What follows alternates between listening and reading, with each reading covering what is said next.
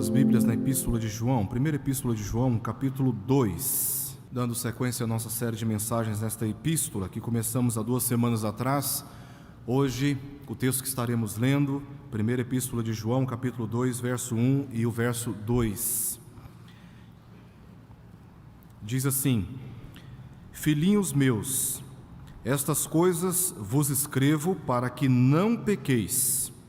Se todavia alguém pecar, temos advogado junto ao Pai, Jesus Cristo, o justo, e Ele é a propiciação pelos nossos pecados, e não somente pelos nossos próprios, mas ainda pelos do mundo inteiro.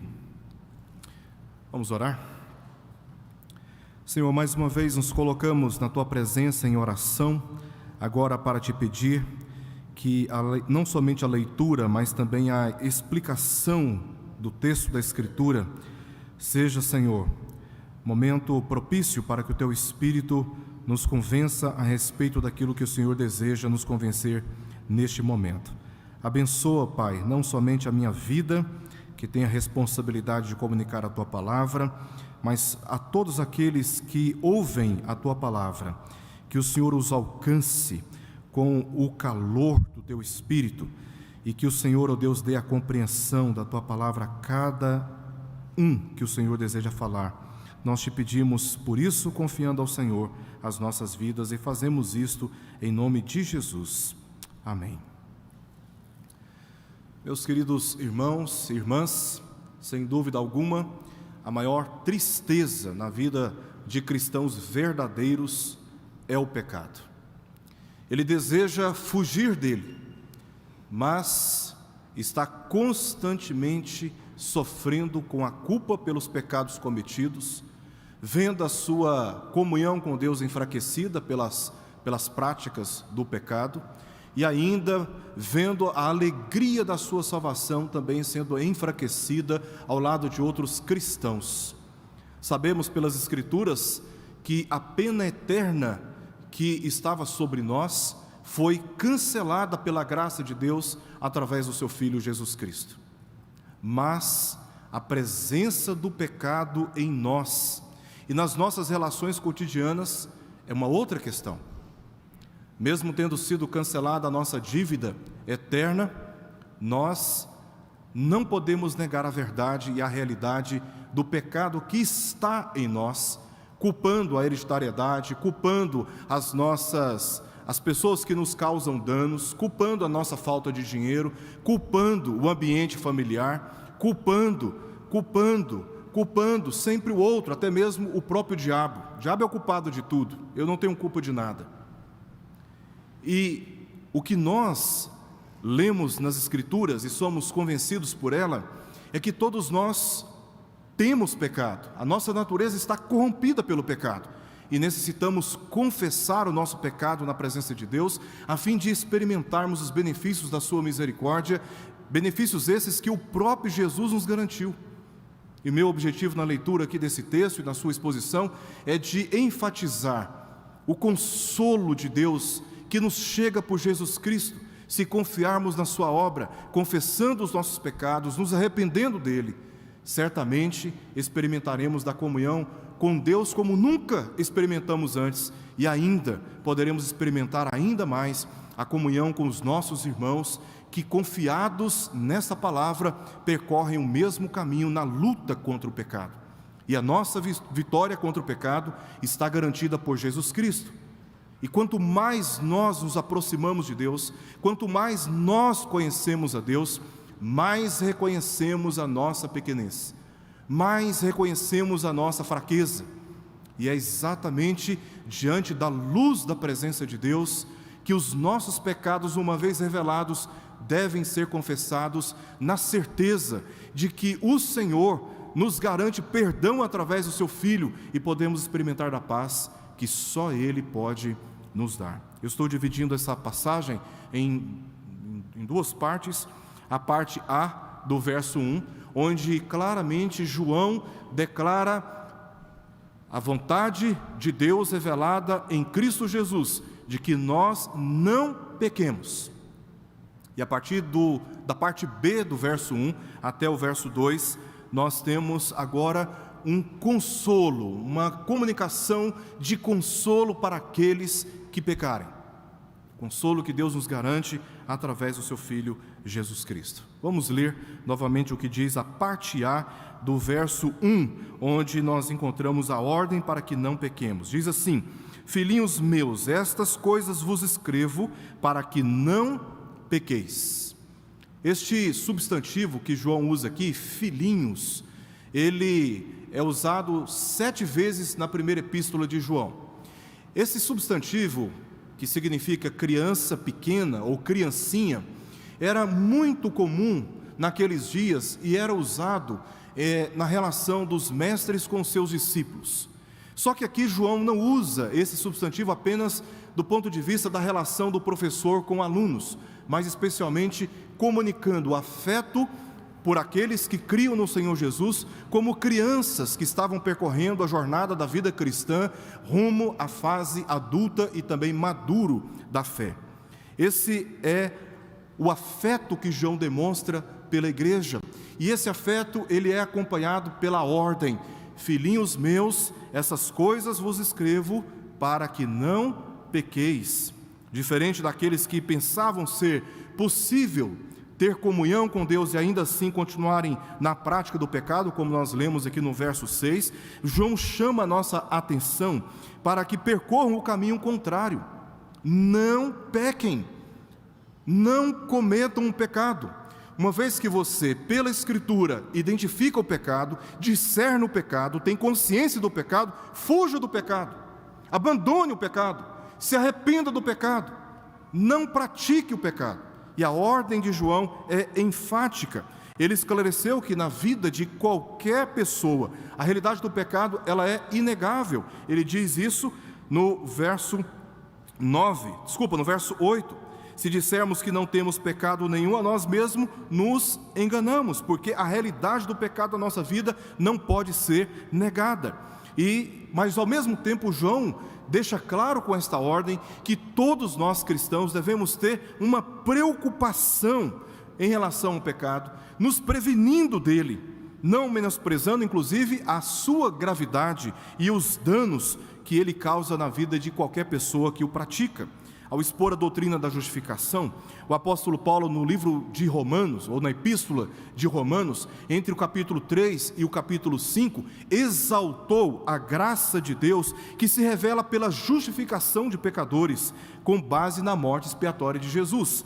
Ele disse, por exemplo, em Romanos capítulo 5, versos 20 ao verso 21, concluindo o capítulo 5: onde abundou o pecado, superabundou a graça, a fim de que, como o pecado reinou pela morte, assim também reinasse a graça pela justiça para a vida eterna, mediante Jesus Cristo, nosso Senhor. Entretanto, por esta doutrina, alguns começaram a pensar que se praticassem mais ainda o pecado, mais ainda a graça de Deus seria revelada na vida deles. Então, o apóstolo Paulo teve que tratar isso na sua epístola na sequência, já no início do capítulo 6. Que diremos, pois, permaneceremos no pecado para que seja a graça mais abundante? De modo nenhum. De modo nenhum. Como viveremos ainda no pecado nós, os que para ele morremos?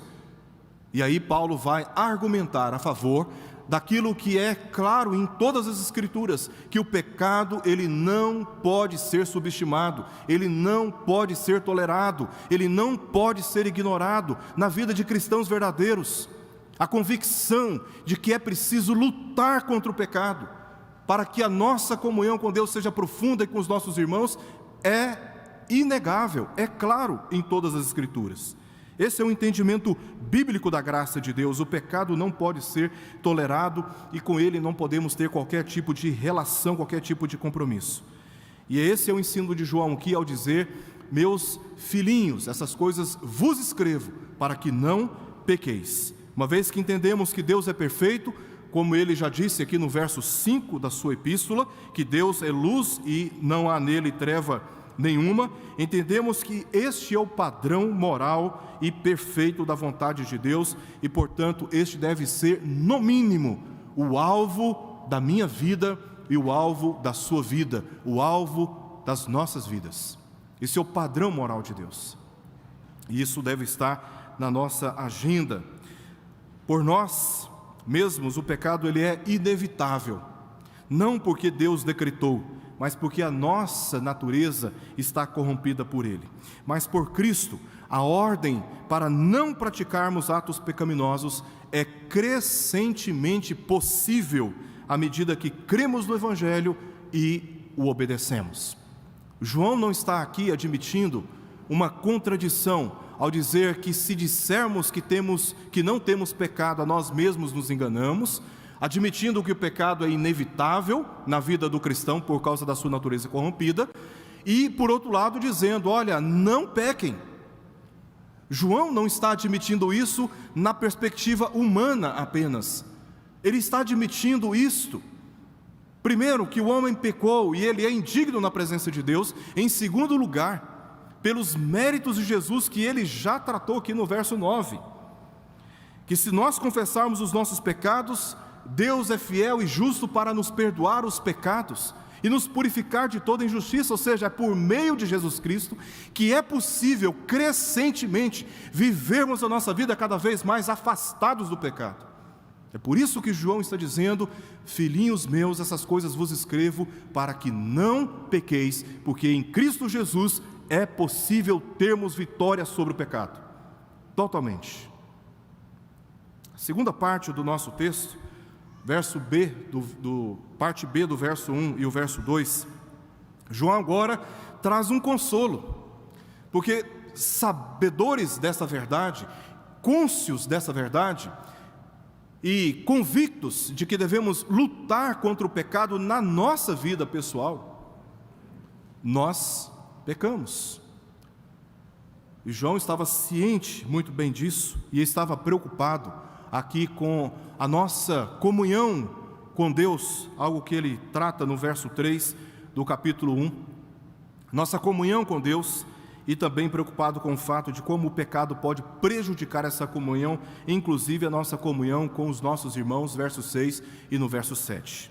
Ele estava ciente que mesmo não tendo qualquer acordo com as trevas do pecado, quando professamos com os nossos lábios que temos comunhão com a luz da presença de Deus, cristãos sinceros acabam pecando, acabam envergonhando a si mesmos, acabam maculando a sua dignidade, desonrando os seus pais, envergonhando o Evangelho e sendo pedras de tropeços para os ímpios. João estava ciente desta realidade da vida de todos.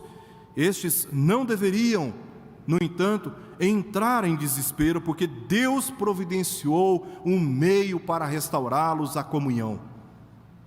Cristãos sinceros pecam, mas o consolo que nos chega da parte de Deus, através do seu servo apóstolo João, é de que o Senhor providenciou um meio para que não sejamos escravizados pelo desespero, pela tristeza, consumidos pela vergonha, porque em Cristo Jesus a nossa comunhão com Deus pode ser restaurada, bem como a nossa comunhão com outros cristãos sinceros.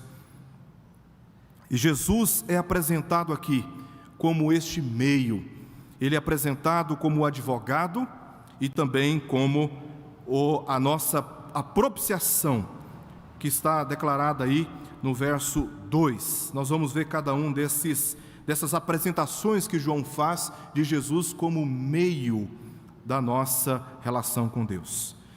Primeiro, ele diz, ainda no verso 1, se todavia alguém pecar, temos advogado junto ao Pai, Jesus Cristo, o justo.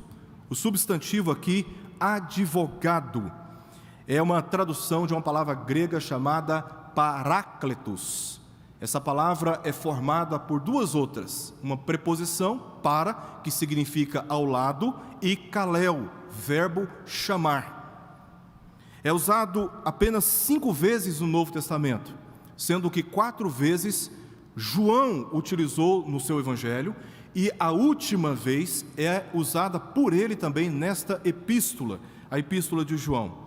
E parácletos, ou paracaléu, pode significar uma pessoa que oferece ânimo, consolo ou conselho, uma pessoa que socorre aquele que está em perigo, ou uma pessoa que age como defensor da causa de outro. E o significado se encontra na razão pela qual a pessoa é chamada. E aqui parácletos está relacionada com a qualidade de ser justo. Por isso o significado de advogado é o significado mais preciso que temos aqui na nossa passagem.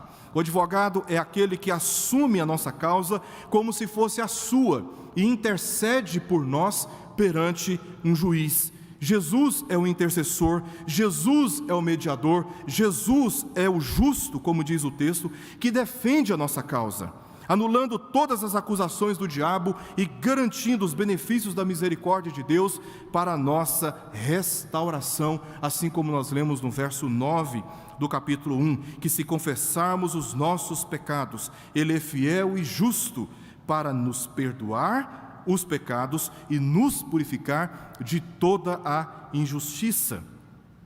E é nesse sentido que o apóstolo Paulo usa aqui a figura de Jesus, no capítulo 8, verso 34, ao dizer: quem os condenará? É Cristo Jesus que morreu, ou antes, quem ressuscitou, o qual está à direita de Deus e também intercede por nós. Ele está à destra de Deus e de lá intercede por todos os santos, por todos os cristãos sinceros, que foram flagrados pela sua própria consciência em pecados. Se arrependidos confessarem os seus pecados, o Senhor Jesus intercede por eles. E a causa que o Senhor Jesus intercede é como uma causa dele próprio. Ele roga ao Pai por ele mesmo, pelo seu sangue derramado na cruz. E por isso a intercessão de Jesus é verdadeiramente eficaz para nos purificar de todos os nossos pecados e nos restaurar novamente a comunhão com o Pai. João não disse junto a Deus, ele disse junto ao Pai, pois o Pai continua sendo Pai, mesmo quando nós pecamos. O pecado é capaz de romper a nossa comunhão, mas nunca o pecado é capaz de romper a nossa filiação. Quando fomos regenerados em nosso estado espiritual, quando encontrávamos mortos em nossos delitos e pecados, juntamente com o Senhor Jesus Cristo, o Espírito Santo nos comunicou vida, alterando definitivamente a nossa condição na presença de Deus. E esta condição jamais pode ser alterada. Jamais essa condição pode ser alterada. Quando os meus filhos fazem algo que não me agradam e eu fico aborrecido com eles, e em muitas ocasiões tenho que discipliná-los, e faço isso por amor a eles, em nenhum momento está em discussão, em nenhum momento está sendo tratada ali a nossa filiação. Os meus filhos continuam sendo os meus filhos, e eu continuo sendo o pai deles. Assim, todos nós, se todavia pecarmos, temos um advogado junto ao Pai, o qual intercede por nós. Ele é justo. Não está em questão aqui a nossa salvação, mas o fato de Jesus Cristo interceder por nós, em face das mazelas da nossa alma, das confusões da nossa mente, das decisões precipitadas e estúpidas que muitas vezes tomamos, e do modo injusto que tratamos o testemunho daqueles que nos rodeiam. O Senhor Jesus é eficaz para interceder por minha vida e pela sua vida. E você pode confiar no Senhor Jesus ao abrir a sua boca para confessar, ou seja, admitir que você pecou, porque você não será abandonado por Deus, porque Jesus é aquele que é capaz de te restaurar a comunhão com Ele novamente. A outra apresentação que João faz aqui a respeito de Jesus é que Ele é a propiciação pelos nossos pecados. Isso está no início do verso 2, e Ele é a propiciação pelos nossos pecados. Aqui é preciso voltarmos um pouquinho no Antigo Testamento, no livro do Êxodo, no capítulo 25, onde Moisés recebe a instrução da parte de Deus para ser construída a Arca da Aliança, e sobre a arca ele deveria construir uma tampa, chamada de propiciatório. Era a tampa da arca. Sobre essa tampa, 2 querubins deveriam ser feitos, um no extremo e outro no outro extremo. Uma nota de rodapé, lá no Evangelho de João, quando as mulheres chegam no sepulcro no qual Jesus foi colocado, o corpo de Jesus foi colocado, elas viram um anjo em cada extremidade do lugar onde o corpo de Jesus tinha sido depositado, porque até mesmo a tampa da arca apontava, aqueles querubins apontavam para o dia da ressurreição do Senhor Jesus Cristo. Voltando ao fato de Moisés ter sido orientado por Deus para a construção dessa tampa chamada propiciatório, vamos nos lembrar que a Arca da Aliança representava o trono de Deus no meio do povo, a presença de Deus no meio do povo. E dentro da Arca da Aliança, segundo a instrução de Deus, Moisés colocou ali a vara de Arão, as tábuas dos mandamentos e uma porção de maná. Cada um desses elementos apontou e apontava para a gloriosa relação de Deus para com seu povo. Primeiramente, o que Moisés recebeu de instrução para tirar o povo do Egito, ao sair do Egito, o povo de frente para o Mar Vermelho, Deus disse para Moisés: estenda a vara sobre o mar se abriu e o povo passou, e assim eles foram libertos da terra do Egito e do estado de escravidão. Durante a peregrinação, o povo teve fome, Deus enviou o maná para servir de alimento ao povo. Durante a peregrinação, por causa daquilo que eles tinham aprendido no Egito, de idolatrias e imoralidades, Deus concedeu as leis para orientar o povo, para conduzir o povo, e o povo, na condução de Moisés, segundo as leis do Senhor, receber as bênçãos de Deus. Ou seja, todos os elementos dentro da arca apontava para a providência de Deus, a graça de Deus, o amor de Deus, o cuidado de Deus, o zelo de Deus, a presença de Deus. Mas ao mesmo tempo, cada um desses elementos apontava para o nosso pecado. Apontava para o nosso pecado. Diante do Mar Vermelho, o povo murmurou contra Deus, desejando voltar para o Egito. Murmurou contra Moisés, aquele que Deus havia levantado para tirá-los daquele estado. Durante a peregrinação, o povo murmurou contra Deus, dizendo que melhor não tivessem saído do Egito, porque no Egito eles tinham comida, e no deserto eles estavam temendo passar fome, porque desacreditaram na providência de Deus. E mesmo diante de tudo isso, Deus ainda deu as tábuas do mandamento, e as tábuas dos mandamentos apontavam para essa realidade caótica na qual nós nascemos, de pecadores contumazes, deliberados e conscientes.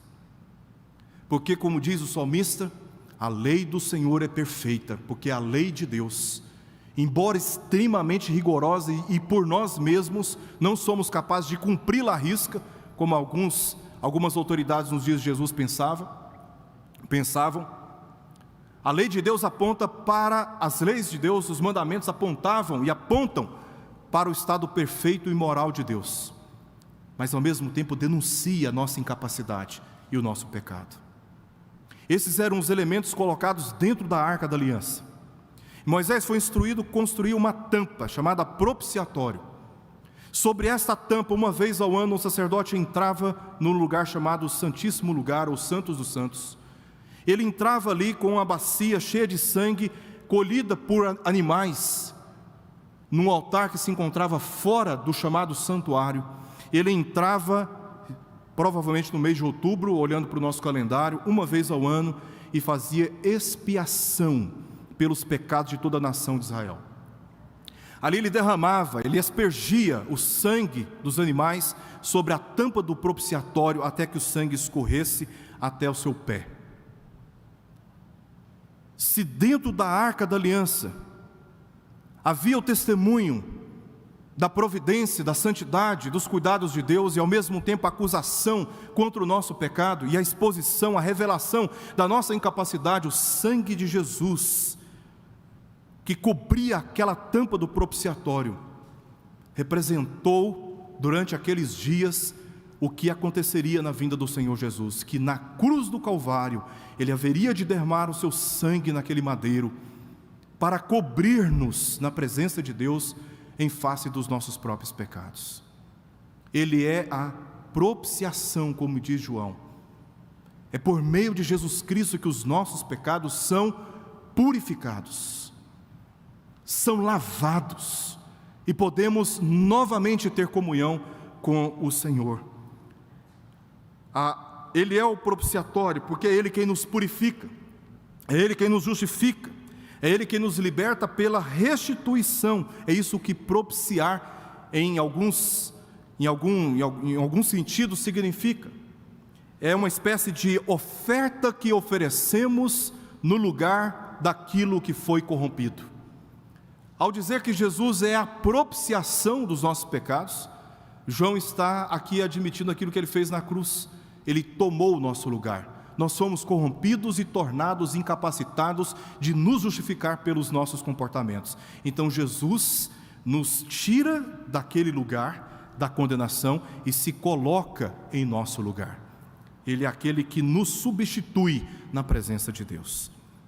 A última parte do nosso texto diz que Ele é a nossa propiciação, e não somente pelos nossos próprios pecados, mas ainda pelos do mundo inteiro. Essa passagem é usada em alguns setores do evangelicalismo brasileiro para demonstrar, para provar a respeito da salvação universal de todos os homens, e essa doutrina é uma heresia, um terrível engano, e nós não podemos encontrar sustentação para essa doutrina nas Escrituras por diversas razões, dentre as quais eu destaco aqui apenas algumas. Esta doutrina da salvação universal de todos os homens nega a realidade da punição eterna e também do inferno, e contradiz os registros de que muitos foram destinados para a perdição.